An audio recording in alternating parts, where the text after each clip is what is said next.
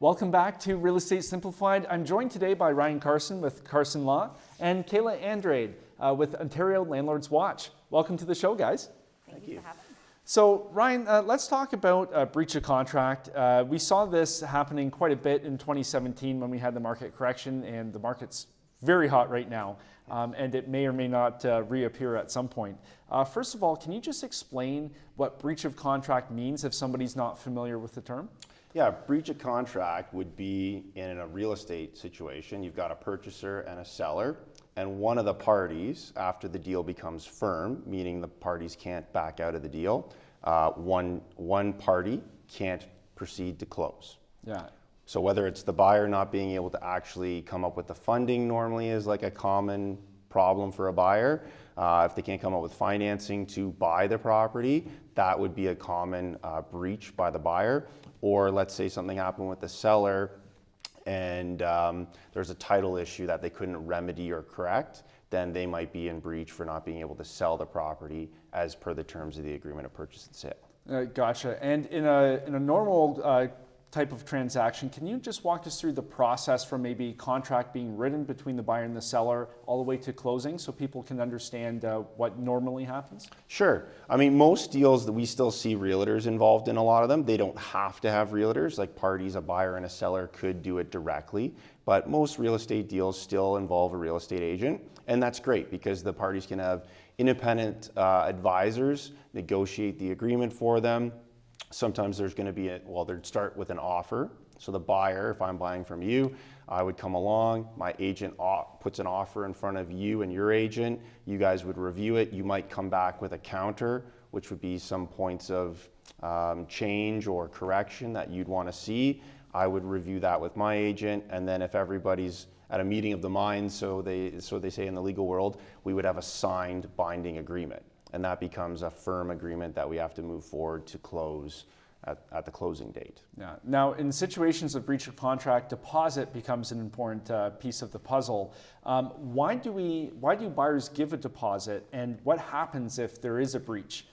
Yeah, the need for the deposit is really preferred by the seller. I mean, the higher the deposit, the better. You want to have a higher deposit for the seller because that's more money kind of down now. Buyers less likely to want to walk away from that deal because they're going to potentially forfeit their deposit.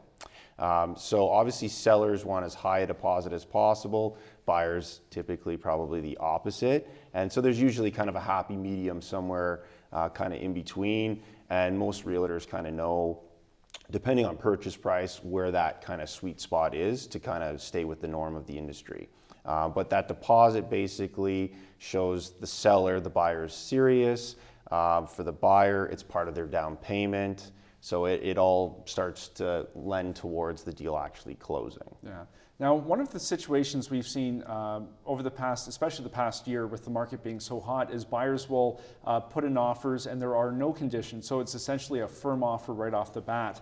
And sometimes people may think they still have an out by not bringing the deposit, which would firm up the deal. Is that the case, or can the seller still go after the buyer by putting in, I guess you could say, a false offer? Yes, that's not a condition, right? So not if you put an offer and it's got no conditions and it's accepted by the seller, now you have a firm and binding legal contract. So the parties have to effectively carry it through to the closing date. So not paying the deposit isn't actually a way out. It's actually a way to get sued. That's a breach of contract, right? Because the deposit is a term of the contract. So now you've breached it. Yeah, we've seen a couple of cases go through the courts with that situation, and it's the best advice whenever you are putting in an offer. You have to understand exactly what you're offering in the case it is accepted. So if you're going in with no conditions, like most people have to these days to be competitive, you have to understand that if it is accepted, you are expecting to close on the deal. That's right, exactly right. Yeah, I mean, and that's a common question we sort of are getting ourselves as well as lawyers nowadays. Oh, well, I didn't pay the deposit, so I can walk away, right?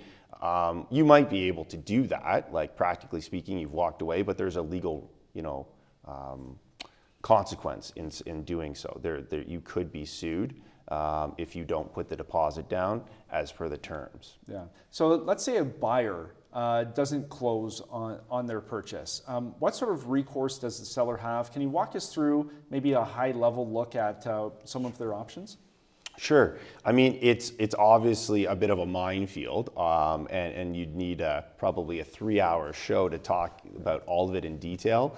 But that being said, there has to be loss, right? So if I'm buying from you, and for whatever reason, say my financing doesn't come through, so I can't buy from you now, right? So your lawyer would basically put everybody on notice on my side that I'm in breach for not closing with you. Then what will happen is you, as the seller, would have to relist the property. And then the question is, have you got the same amount of money or less? Because then right away you have a loss or some damages, right? That the buyer who forfeited me would have to pay, right? Or that's what you'd be suing them for, right? If you put it back on the market though, and you actually sold for the same or more, which is sort of what people are seeing in today's market because it's so hot with all like the multiple bids and so forth, what we're seeing in breach deals is there lots of times is no loss, in which case there's no action against the breaching party. Because you've got no damages, right? So it really comes down to who breached the agreement and why did they breach? And then the question is the non-breaching party actually suffering a loss or damages? And can they be quantified?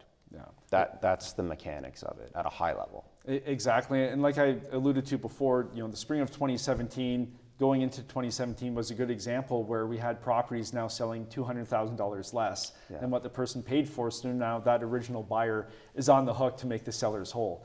Now going to the seller side, it's very rare.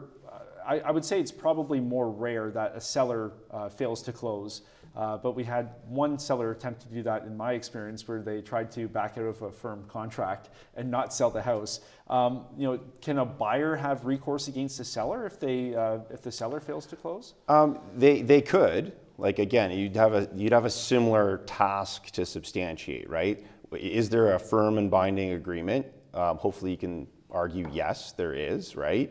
And if you can argue yes, there's a firm and binding contract, then the question is who breached and what is the alleged breach? And then the question is the buyer, can they substantiate and show damages? That's where it gets tricky for a buyer.